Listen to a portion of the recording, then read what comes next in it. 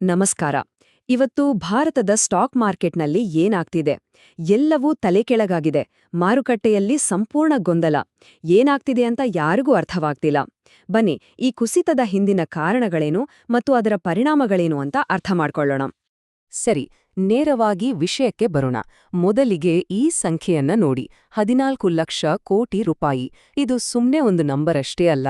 ಒಂದೇ ಒಂದು ದಿನದಲ್ಲಿ ಹೂಡಿಕೆದಾರರ ಸಂಪತ್ತು ಇಷ್ಟು ದೊಡ್ಡ ಮಟ್ಟದಲ್ಲಿ ಕರಗಿ ಹೋಗಿದೆ.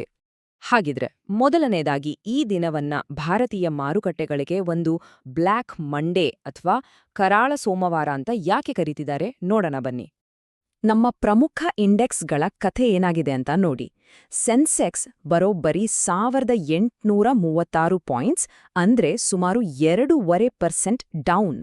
ಇನ್ನು ನಿಫ್ಟಿ 50 ಕೂಡ 601 ಪಾಯಿಂಟ್ಸ್ ಕೆಳಗೆ ಬಿದ್ದಿದೆ, ಅಂದ್ರೆ 2.6% ನಷ್ಟು ಕುಸಿತ. ಇದು ಸಾಮಾನ್ಯ ಕುಸಿತ ಅಂತೂ ಖಂಡಿತ ಅಲ್ಲ, ಇದೊಂದು ದೊಡ್ಡ ಶಾಕ್. ಈ ಕುಸಿತದ ಹೊಡೆತ ಏನಿದೆ ಅಲ್ವಾ, ಇದು ಯಾವುದೋ ಒಂದು ಸೆಕ್ಟರ್ಗೆ ಮಾತ್ರ ಸೀಮಿತ ಆಗಿರಲಿಲ್ಲ. ಬ್ಯಾಂಕಿಂಗ್ ಇರ್ಲಿ, ಮೆಟಲ್ಸ್ ಇರ್ಲಿ, ಪ್ರತಿಯೊಂದು ಸೆಕ್ಟರ್ ಕೂಡ ಕೆಂಪು ಬಣ್ಣದಲ್ಲಿ ಮುಳುಗಿ ಹೋಗಿದೆ. ಅಕ್ಷರಶಃ ಇಡೀ ಮಾರ್ಕೆಟೇ ನಲ್ಗಿ ಹೋಗಿದೆ ಅಂತ ಹೇಳ್ಬೋದು. ಸರಿ, ಎಲ್ಲರ ತಲೆಯಲ್ಲೂ ಒಂದೇ ಪ್ರಶ್ನೆ ಓಡ್ತಿದೆ. ಇದ್ದಕ್ಕಿದ್ದ ಹಾಗೆ ಯಾಕೆ ಈ ತರಹದ ಒಂದು ಪ್ಯಾನಿಕ್ ಶುರುವಾಯಿತು? ಅದಕ್ಕೆ ಕಾರಣ ಗೊಂದಲಕಾರಿ ಸಿಗ್ನಲ್ಗಳು ಮತ್ತು ಗ್ಲೋಬಲ್ ಪಾಲಿಟಿಕ್ಸ್ನ ಕೋಲಾಹಲ. ಬನ್ನಿ, ಅದ್ರ ಬಗ್ಗೆನೇ ನೋಡೋಣ. ಕೇವಲ 24 ಗಂಟೆಗಳಲ್ಲಿ ಇಷ್ಟೆಲ್ಲ ಆಗಿ ಹೋಗಿದೆ ನೋಡಿ. ಫೆಬ್ರವರಿ 28ಕ್ಕೆ ಅಮೆರಿಕ, ಇಸ್ರೇಲ್ ಸೇರಿ ಇರಾನ್ ಮೇಲೆ ಅಟ್ಯಾಕ್ ಶುರು ಮಾಡ್ತವೆ. ಸೋಮವಾರ ಬೆಳಿಗ್ಗೆ ಯುದ್ಧದ ಭಯದಿಂದ ಜಾಗತಿಕ ಮಾರುಕಟ್ಟೆಗಳೆಲ್ಲ ಕ್ರ್ಯಾಶ್ ಆಗ್ತವೆ. ಸಂಜೆ ಆಗುವಷ್ಟರಲ್ಲಿ ಟ್ರಂಪ್ ಒಂದು ಟ್ವಿಸ್ಟ್ ಕೊಡ್ತಾರೆ. 5 ದಿನ ನಾವು ಅಟ್ಯಾಕ್ ನಿಲ್ಲಿಸ್ತೀವಿ ಅಂತ. ಆದ್ರೆ ಕಥೆ ಅಲ್ಲಿಗೆ ಮುಗಿಯಲ್ಲ. ರಾತ್ರಿ ಆಗುವಷ್ಟರಲ್ಲಿ ಇರಾನ್ ಹೇಳುತ್ತೆ, ಇದೆಲ್ಲ ಸುಳ್ಳು, ನಮ್ಮ ಜೊತೆ ಯಾವ ಮಾತುಕತೆಯೂ ಇಲ್ಲ ಅಂತ. ಈ ರೀತಿ ಒಂದರ ಹಿಂದೊಂದು ವಿರೋಧಾಭಾಸದ ಹೇಳಿಕೆಗಳು ಹೂಡಿಕೆದಾರರನ್ನ ಪೂರ್ತಿ ಕನ್ಫ್ಯೂಸ್ ಮಾಡ್ಬಿಟ್ವು. ಇದೇ ನೋಡಿ ಮಾರ್ಕೆಟ್ನ ಅಸ್ಥಿರತೆಗೆ ಅಸಲಿ ಕಾರಣ. ಒಂದು ಕಡೆ ಅಮೆರಿಕ, ನಾವು 5 ದಿನಗಳ ಕಾಲ ದಾಳಿಯನ್ನ ನಿಲ್ಲಿಸಿದ್ದೇವೆ ಅಂದೆ. ಇನ್ನೊಂದು ಕಡೆ ಇರಾನ್ ಏನ್ ಹೇಳುತ್ತೆ, ಇದೆಲ್ಲ ಶುದ್ಧ ಸುಳ್ಳು, ಅವರು ಭಯದಿಂದ ಹಿಂದೆ ಸರಿಯುತ್ತಿದ್ದಾರೆ ಅಂತ. ಈ ಮಾತಿನ ಜಗಳವೇ ಗ್ಲೋಬಲ್ ಮಾರ್ಕೆಟ್ನಲ್ಲಿ ಒಂದು ದೊಡ್ಡ ಭಯವನ್ನೇ ಹುಟ್ಟಾಕ್ಬಿಟ್ಟಿದೆ. ಇದರ ನೇರ ಎಫೆಕ್ಟ್ ಆಗಿದ್ದು ಕಚ್ಚಾ ತೈಲದ ಬೆಲೆ ಮೇಲೆ. ಈ ಕನ್ಫ್ಯೂಸಿಂಗ್ ಸ್ಟೇಟ್ಮೆಂಟ್ಗಳಿಂದ ಬ್ರೆಂಟ್ ಕ್ರೂಡ್ ಆಯಿಲ್ ಬೆಲೆ ಒಂದೇ ದಿನದಲ್ಲಿ $95ರಿಂದ $112ಗೆ ಜಿಗ್ದು ಮತ್ತೆ ವಾಪಸ್ ಬಂತು.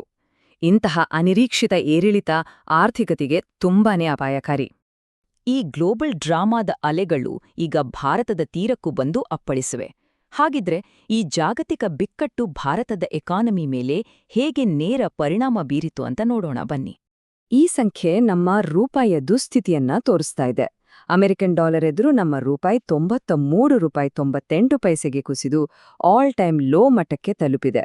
ಯುದ್ಧ ಶುರುವಾದಾಗಿನಿಂದ ಕೇವಲ ಒಂದೇ ತಿಂಗಳಲ್ಲಿ 3%ನಷ್ಟು ಮೌಲ್ಯ ಕಳೆದುಕೊಂಡಿದೆ. ವಿದೇಶಿ ಹೂಡಿಕೆದಾರರು ಭಾರತದಿಂದ ತಮ್ಮ ಹಣವನ್ನ ವಾಪಸ್ ತಗೊಳ್ತಿದ್ದಾರೆ. ಈ ಚಾರ್ಟ್ ನೋಡಿ, ಕೇವಲ ಮಾರ್ಚ್ ಒಂದೇ ತಿಂಗಳಲ್ಲಿ ಸುಮಾರು $11 ಬಿಲಿಯನ್, ಅಂದ್ರೆ ಸುಮಾರು 1 ಲಕ್ಷ ಕೋಟಿ ರೂಪಾಯಿಗಿಂತಲೂ ಹೆಚ್ಚು ಹಣವನ್ನ ಭಾರತೀಯ ಮಾರುಕಟ್ಟೆಯಿಂದ ಹೊರಗೆ ತೆಗೆದಿದ್ದಾರೆ. ಇದು ನಿಜಕ್ಕೂ ಒಂದು ಅಪಾಯದ ಸೂಚನೆ. ಈಗ ಇಂಡಿಯಾ ವಿಕ್ಸ್ ಬಗ್ಗೆ ಮಾತಾಡೋಣ.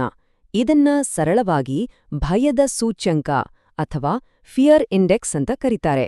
ಅಂದ್ರೆ ಮುಂದಿನ ದಿನಗಳಲ್ಲಿ ಮಾರ್ಕೆಟ್ ಎಷ್ಟು ಅಸ್ಥಿರವಾಗಿರಬಹುದು ಅಂತ, ಹೂಡಿಕೆದಾರರು ಎಷ್ಟು ಭಯದಲ್ಲಿದ್ದಾರೆ ಅನ್ನೋದನ್ನ ಇದು ತೋರಿಸುತ್ತೆ. ಈ ಭಯದ ಸೂಚ್ಯಂಕ 27ಕ್ಕೆ ಏರಿದೆ ಅನ್ನೋದು ಬಹಳ ಮುಖ್ಯವಾದ ವಿಷಯ. ಯಾಕಂದ್ರೆ ಇದು ಕಳೆದ 4 ವರ್ಷಗಳಲ್ಲಿ ಅತ್ಯಧಿಕ ಮಟ್ಟ. ಅಂದ್ರೆ ಕೋವಿಡ್-19 ಬಿಕ್ಕಟ್ಟಿನ ನಂತರ ಮಾರ್ಕೆಟ್ನಲ್ಲಿರೋ ಭಯ ಈಗ ಅತಿ ಹೆಚ್ಚು ಅಂತ ಅರ್ಥ. ಈ ಬಿಕ್ಕಟ್ಟು ಬರೀ ನಂಬರ್ಗಳ ಆಟವಲ್ಲ, ಇದು ನಮ್ಮ ಎಕಾನಮಿಗೆ ಒಂದು ದೊಡ್ಡ ಎಚ್ಚರಿಕೆಯ ಗಂಟೆ.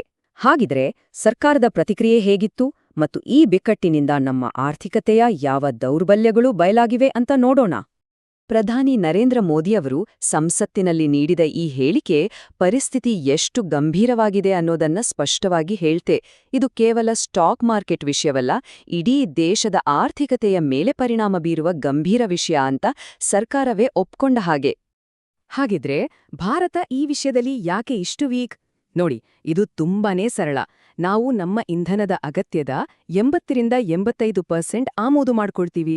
ಯಾವಾಗ ತೈಲ ಬೆಲೆ ಜಾಸ್ತಿಯಾಗುತ್ತೋ ನಮ್ಮ ಆಮದು ಬಿಲ್ ಕೂಡ ಜಾಸ್ತಿಯಾಗುತ್ತೆ. ಇದರಿಂದ ನಮ್ಮ ರೂಪಾಯಿ ದುರ್ಬಲ ಆಗುತ್ತೆ ಮತ್ತು ಕೊನೆಗೆ ದೇಶದಲ್ಲಿ ಬೆಲೆ ಏರಿಕೆ ಅಥವಾ ಹಣದುಬ್ಬರಕ್ಕೆ ಕಾರಣವಾಗುತ್ತೆ. ಇದೊಂದು ಸರಪಳಿ ಕ್ರಿಯೆ ಇದ್ದ ಹಾಗೆ.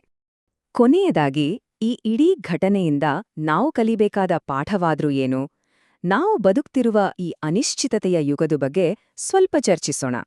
ಮೂಲಗಳಲ್ಲಿನ ಒಂದು ವಿಶ್ಲೇಷಣೆ ಈ ಸನ್ನಿವೇಶವನ್ನ ತುಂಬಾನೇ ಚೆನ್ನಾಗಿ ವಿವರಿಸುತ್ತೆ.